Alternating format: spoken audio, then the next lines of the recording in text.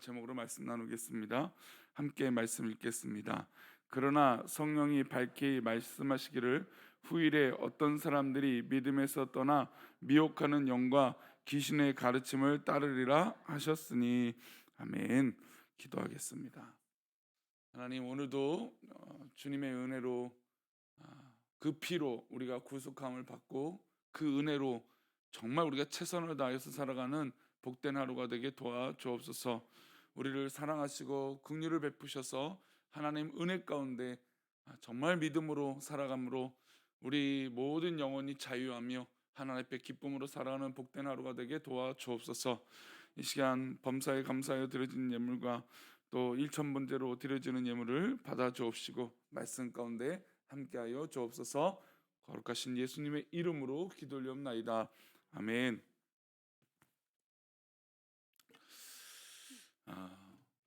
모든 일에는 최선을 다하는 게 중요하죠.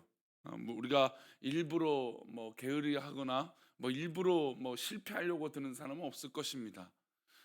최선을 다한다는 건 실패해도 다음 기회에 아마 좋은 성과를 얻을 수 있는 분명히 근본적인 태도가 될 것입니다. 최선을 다하지 않고 정말 어떤 그런 기대함이 없이 살아간다면 아마 다음에도 그 기회를 얻었을 때 좋은 결과를 얻기는 분명히 쉽지 않을 것입니다. 근데 이 최선을 다하고 전력을 다한다라는 건 신앙 안에서 한번 늘 고민할 필요가 있어요. 어떤 분들은 하나님이 어차피 역사하실 거니까 우리가 열심히 안 해도 하나님의 결과가 있기 때문에 우리가 그냥 그렇게 흘러가듯이 살아가면 되지 않는가라고 말씀하시는 분도 있습니다. 근데 그것은 어디까지나 반은 맞고 또 반은 틀리다라고 할 수 있죠. 우리가 출애굽 여정을 기억해 보시면 아시겠지만 이스라엘 백성이 출애굽할 때 하나님께서 10가지 재앙을 내리시고 또 바로 왕의 마음을 만지시고 또 하나님께서 모세를 세우셔서 이 430년이라고 하는 이 종된 이 시간을 보내고 나서 출애굽하는 이 결과는 분명히 하나님 역사하신 거 맞습니다. 그때를 우리가 모르고 430년이 흐를 것이라고 아마 아무도 사람들은 생각하지 못했을 것입니다. 그런데 출애굽하고 나서 가나안 땅까지 들어가는 몫은 이 삶을 살아가는 태도의 모습은 누구의 몫입니까? 바로 우리의 몫이죠. 사실 우리의 신앙은 하나님께서 구원을 베푸시고, 그러니까 즉 출애굽하신 것을 허락하시고 하나님께서 전적으로 역사해 주신 10가지 재앙 이후에 우리가 신앙의 삶을 살고 있다라고 해도 틀리지 않은 말일 것입니다.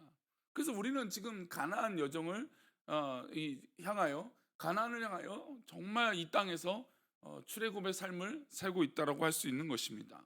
그러면 이 출애굽의 삶을 사는데 우리가 그냥 불평하고 또 이스라엘 민족이 그렇게 반복했던 것처럼 산다면 우리는 그 영광의 가나안 땅을 들어가 보지 못하게 될 것이죠. 하나님께서 허락하신 이 구원의 열매, 구원의 허락은 분명하지만 우리의 삶이 그렇다면 정말 우리가 이 가나안의 영광을 누리지 못할 것이라는 것이죠. 근데 그 몫이 바로 우리가 최선을 다해서 전력을 다하는 삶입니다. 물론 이 전력을 다한다라고 하는 건 늘 함정이 있어요. 어떤 함정이 있냐? 우리가 은혜가 우선이라는 것이죠. 하나님의 은혜를 받고 하나님의 충만한 어떤 이 하나님께서 주시는 그 기쁨, 은혜, 감사, 그것으로 인해서 하는 결과와 내 욕심과 내 판단과 내 생각으로 이루어지는 어떤 그런 최선에 대한 결과에 대한 어떤 이 인간적인 반응은 분명히 다른 것입니다. 하나님의 은혜를 받고 하나님 주신 그 기쁨으로 전력을 다하는 그것이 중요한 것이죠. 죄 가운데 사는 불쌍한 영혼들을 위해서 하나님은 예수 그리스도를 보내셨습니다. 인간이 아무리 노력해도 해결되지 않는 부분입니다. 그러나 하나님께서 주신 은혜로 예수 그리스도로 말미암아 구원받은 믿음의 백성들은 이후부터는 정말 최선을 다해서 우리의 삶을 살아가는 것이죠. 우리가 전도하려고 하는 사람을 한번 보십시오. 분명히 구원은 그들이 하나님 앞에 돌아오게 되는 것은 정말 결정적인 그 계기와 어떤 결론은 하나님께서 하시는 것이 맞아요. 하지만 우리가 그 영혼이 돌아오기 위해서 얼마나 열심히 해야 됩니까? 그냥 단순히 물론 그럴 때도 있어요. 교회 한번 가보십시오. 저도 전도할 때 그런 은혜가 있을 때가 있어요. 그냥 흘러가는 말인데 근데 그분이 그 말을 듣고 교회 나오는 경우도 있어요. 근데 최근에 전도하려고 할 때 그렇게 안 되는 경우들이 훨씬 많죠. 최선을 다해야 합니다. 열심히 다하고 또 때로는 우리의 물질과 우리의 수고와 땀과 눈물이 쏟아져서 들어가서 그 영혼이 변화되고 또 하나님 앞에 구원받는 백성으로 살아갈 수 있는 힘을 얻을 수 있는 것이죠. 그러니까 열심히 해야 돼요. 그러니까 바울 사도가 디모데를 향해서 말하라고 하는 이 열심은 바로 이런 부분이죠. 우리 디모데전서 4장 1절부터 3절까지인데요. 우리 세 절의 말씀 길지만 한번 읽어봅니다. 그러나 성령이 밝히 말씀하시기를 후일에 어떤 사람들이 믿음에서 떠나 미혹하는 영과 귀신의 가르침을 따르리라 하셨으니 1절 말씀만 잠깐 보면 이 디모데가 사역하려고 했던 이 에베소 지역에는 우상들이 너무너무 많습니다. 터키에도 참 우상들이 많은데 이 에베소 지역에 이 이방인 지역에 정말 우상들이 많았어요. 그래서 이 교회 안에 신앙 공동체 안에 미혹하는 영과 귀신의 가르침을 따르는 사람들이 계속 나타나는 것이죠. 그러면 이 디모데 입장에서 사역할 때 얼마나 힘이 빠지겠습니까? 근데 그런 상황들이 계속 있는 겁니다. 우리 2절과 3절 계속 읽어봅니다. 자기 양심의 화인을 맞아서 외식함으로 거짓말하는 자들이라. 혼인을 금하고 어떤 음식물을 먹지 말라고 할 터이나 음식물은 하나님이 지으신 바니 믿는 자들과 진리를 아는 자들이 감사함으로 받을 것이라. 우리 한국 교회에 지금 이 유대주의, 그러니까 이 잘못된 유대주의자들이 들어와서 과거에는 먹지 말라고 하는 음식들이 있지 않느냐, 뭐 이런 논리로 어떤 그런 하나님 주신 음식에 대해서 자신들의 어떤 그런 이 잘못된 신앙관으로 막 가르치는 사람들이 있어요. 마치 그런 것처럼 이 당시에도 그런 사람들이 있었어요. 게다가 신앙의 양심의 화인을 맞아서라고 하는 이 말이 있죠. 참 이 말이 우리 어릴 때부터 참 그런 말을 많이 썼는데, 양심의 화인 맞아서. 그러니까 교회 공동체 안에서도 이 양심의 화인을 맞는 경우들이 있다라는 겁니다. 그리고 결국에 우리가 잘 알다시피 그 결과물은 무엇입니까? 거짓말이죠. 그런 이 잘못된 가르침과 잘못된 방향을 제시하는 이들이 이 목회 가운데, 신앙 공동체 가운데 어렵게 하는 이들이 있다라는 겁니다. 그러니까 이럴 때 신앙인들이 뭘 해야 될까요? 구별해야 되죠. 분별할 수 있는 능력이 없으면 어떻게 될까요? 우리는 휩쓸릴 수밖에 없는 겁니다. 어리석은 이 말을 하는 사람, 또 사이비 이단 휩쓸리고 잘못된 말에 휩쓸린 성도들이 디모데를 찾아와서 분별해 달라고 부탁합니다. 근데 분별하라고 부탁했을 때 디모데가 만약에 그것을 분별하지 못하면 어떻게 될까요? 그래서 성도들은, 믿음의 사람은 이 분별력이 필요해요. 우리 7절 말씀 보겠습니다. 7절입니다. 망령되고 허탄한 신화를 버리고 경건에 이르도록 내 자신을 연단하라. 망령되고 허탄한 신화를 버리는 것, 그러니까 신화라는 건 인간적인 결과물이 쌓여 있는 거잖아요. 어떤 인간적인 문화와 인간적인 어떤 그런 지식들이 쌓여 있는 것들이잖아요. 근데 그런 허탄한 이 인간적인 것들을 버리고 경건에 이르도록 내 모습을 어떻게 될까요? 연단해요. 그러니까 신앙은 결국에 이 연단과 훈련이 없이는, 최선을 다해서 하나님 앞에 훈련되지 않으면 이 신화를, 이 잘못된 인간적인 것들을 이긴다라는 것이 쉽지 않다라는 겁니다. 그러면 어떻게 연단해야 될까요? 뭐 그냥 단순하게 뭐 그냥 뭐 열심히 뭐 우리가 연단되어지면 그냥 딱하니 구별할 수 있을까요? 아니에요. 의외로 이 믿음이, 지금 이 사람들이 이 교회 공동체 안에서 있는 문제들이 믿음이 없는 사람들에게 일어나는 것들이 아닙니다. 신앙 안에서 일어나는 문제들이죠. 그러니까 이 연단이 그냥 단순히 그냥 내가 건강하게 살아야지, 아니에요. 신천지에 빠지거나 잘못된 이단에 빠지는 사람들이 뭐 애초부터 신앙이 없는 사람들이었을까요? 물론 아예 모르는 사람도 빠지기도 하지만 교회 다니다가 신앙생활 하다가 그런 이 잘못된 길에 빠지는 경우들이 꽤 많다라는 겁니다. 저도 요즘 신천지 얘기를 이 강단에서 하기 어려워요. 왜냐하면 분명히 우리 성도들 안에서도 이 어떤 그런 이런 부분들, 괜히 그러니까 이런 목사가 이런 얘기하면 오해를 할까봐 조심스러운 부분들이 있습니다. 근데 교회 안에서 분명히 이런 부분들이 고민이 늘 되어져야 된다는 것이죠. 그럼 어떻게 연단해야 될까요? 12절과 13절입니다. 보겠습니다. 누구든지 내 연소함을 업신여기지 못하게 하고 오직 말과 행실과 사랑과 믿음과 정절에 있어 믿는 자에게 본이 되어 내가 이를 때까지 읽는 것과 권하는 것과 가르치는 것에 전념하라.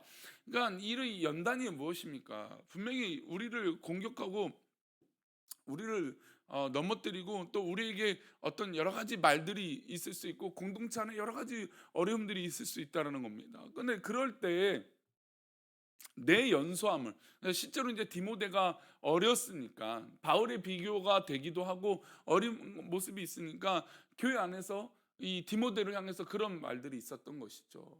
연소 어리니까. 그렇죠. 근데 그럴 때 어쨌든 디모데가 또 우리 성도들이 이길 수 있는 힘은 말과 행실과 사랑과 믿음과 정절에 있어서 어떻게 해요? 믿는 자에게 본이 되는 것이죠. 그러니까 우리 신앙이 참 어렵긴 해요. 신앙생활 안에서 본이 된다는 것이 굉장히 큰 연단이 필요해요. 그래서 바울 사도는 디모데에게 연단이라고 하는 단어를 썼던 것 같아요. 믿는 자에게 본이 된다는 건 말과 행실과 사랑과 믿음과 정절에 있어 믿는 자에게 본이 되고, 그 13절이요. 내가 이를 때까지 읽는 것과 권하는 것과 가르치는 것. 그러니까 읽는 것, 말씀을 읽는 것이겠죠. 그리고 그것을 권하는 것, 가르치는 것. 그러니까 목회자는, 어떤 건 신앙인은 여기서 포기하면 안 된다는 것이죠. 읽는 것과 권하는 것, 가르치는 것, 신앙 안에서 읽는 것과 권하는 것을 전념하는 것에 정말 열심히 계속해서 해야 된다는 겁니다. 근데 이것이 쉽지 않죠. 초대교회에서도 우리 지난 우리 주일 오후에도 말씀드렸지만 초대교회 목사님들에게도 어려움이 생기는 것이죠. 근데 뭘 못합니까? 가르치는 것과 이 권하는 것에 전념이 안 되는 것이죠. 그러니까 신앙 안에서 사실 이 말과 행실과 사랑과 믿음과 정절에 있어 본이 되어 정말 이것을 해야 되는데 쉽지 않은 것이죠. 근데 우리가 이런 부분에서 연단이 되고 훈련이 되어지고 하나님 말씀을 읽는 것과 그 말씀으로 살아가려고 하는 이 애씀이 우리 가운데 계속 훈련이 되어져야 되는 것입니다. 읽는 것과 권하는 것과 가르치는 것이 어찌 목회자만의 사명이겠습니까? 교회 공동체 안에서 소그룹을 이끄는 우리 목자들, 또 리더들, 또 앞에 있는 중직자들, 또 교회 학교를 가르치는 우리 교사들, 또 가정에서 자녀를 양육하는 우리 모든 부모님들, 모두 읽고 권하고 가르치는 일에 최선을 다해야 돼요. 그러니까 사랑만 해서 우리가 결론이 나오는 것이 아니죠. 사랑하고 권하고 가르쳐야 되는 부분들이 늘 우리 가운데 있는 것입니다. 제가 요즘 시대의 아픔은 바로 사랑만 해서 나오는 이 결과물의 아픔이에요.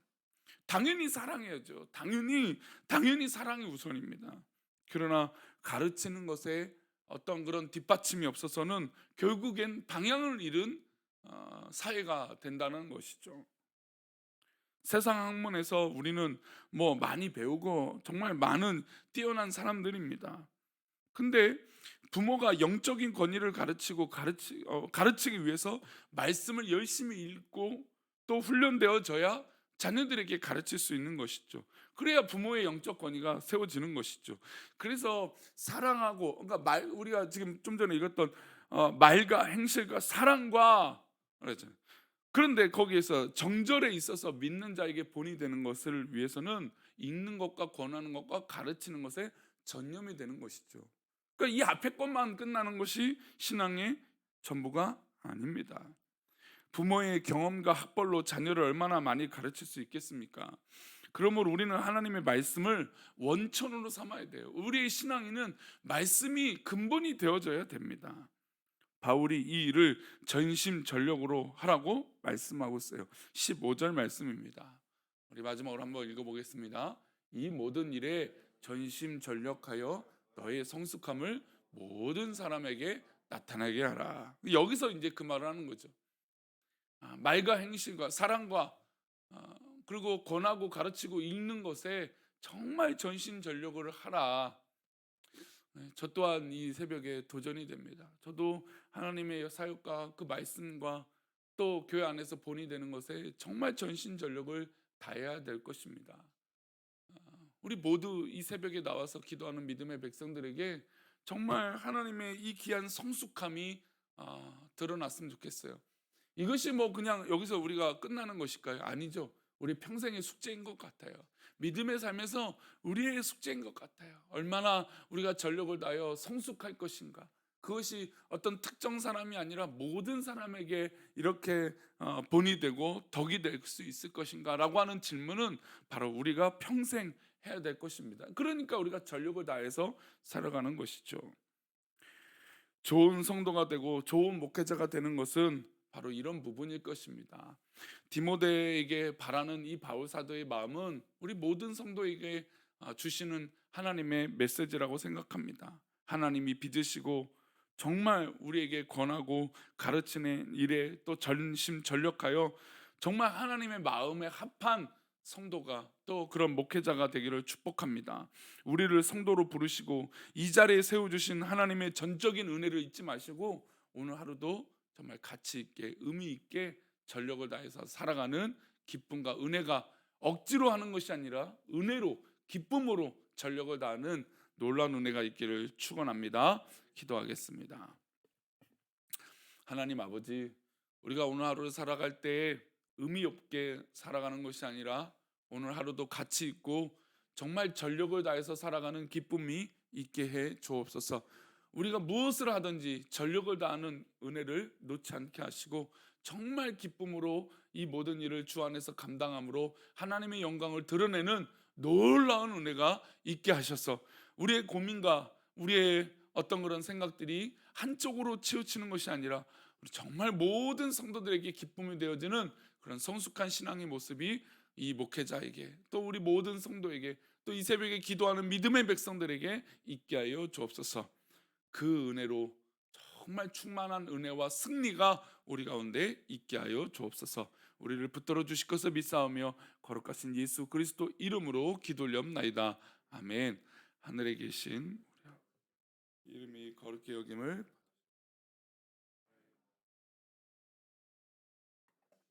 땅에서도 이루어 오늘날 우리에게 일용할 양식을 주옵시고 우리가 우리에게 죄 지은 자를 사하여 준 것 같이 우리 죄를 사하여 주옵시고 우리를 시험에 들게 하지 마옵시고 다만 악에서 구하옵소서.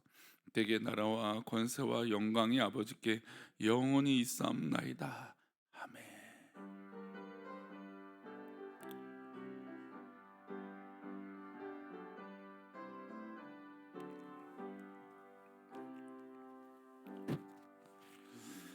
오늘도 어디에 있든지 정말 주님의 은혜로 최선을 다해서 살아서 하나님 기뻐하시는 열매를 맺는 그 기쁨을 누리는 복된 하루가 되시기를 축원합니다. 우리 각자 기도하시다가 우리 돌아가시도록 하겠습니다. 기도합니다.